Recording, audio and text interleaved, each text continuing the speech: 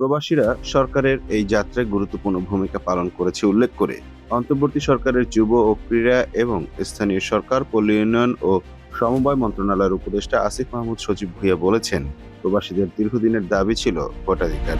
এই ভোটাধিকার প্রয়োগ কিছুটা জটিল হলেও অন্তর্বর্তী সরকার প্রবাসীদের ভোটাধিকার নিশ্চিত করতে উদ্যোগ নিয়েছে।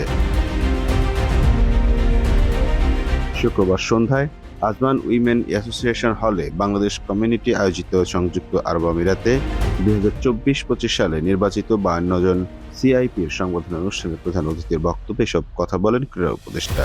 বাংলাদেশে বিনিয়োগের আহ্বান জানিয়ে উপদেষ্টা আসিফ মাহমুদ বলেন, আপনারা বৈধ পথে রেমিটেন্স পাঠিয়ে রেকর্ডের পর রেকর্ড করছেন, একটি সংকটকালীন অর্থনৈতিক পরিস্থিতি থেকে উত্তোলনে সহযোগিতা করছেন।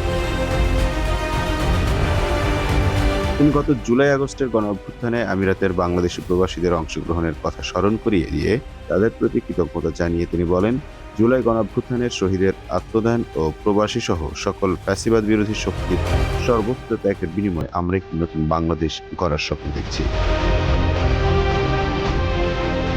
অনুষ্ঠানে প্রবাসীদের হয়ে সুভাষিস দাস প্রবাসীদের 7টি দাবি উপদেষ্টার সামনে তুলে ধরেন।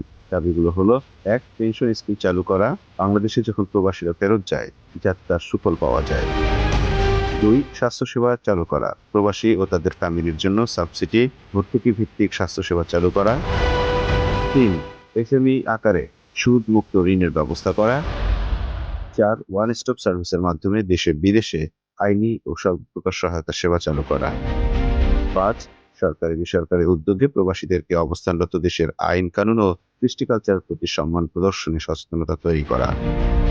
6. প্রবাসীদের রেমিটেন্সের প্রণোদনা আরো বৃদ্ধি করার মাধ্যমে আরো বেশি উদ্বুদ্ধ করা। 7. সর্বস্তরে প্রবাসীদের মর্যাদা বৃদ্ধিতে ভূমিকা ও তাদের ফ্যামিলির জন্য শিক্ষা, স্বাস্থ্য, বাসস্থান, রাষ্ট্রের সকল সুযোগ সুবিধা পাওয়ার বিষয়ে অগ্রাধিকার প্রদান করা। Mamun Mahfuz, time news desk.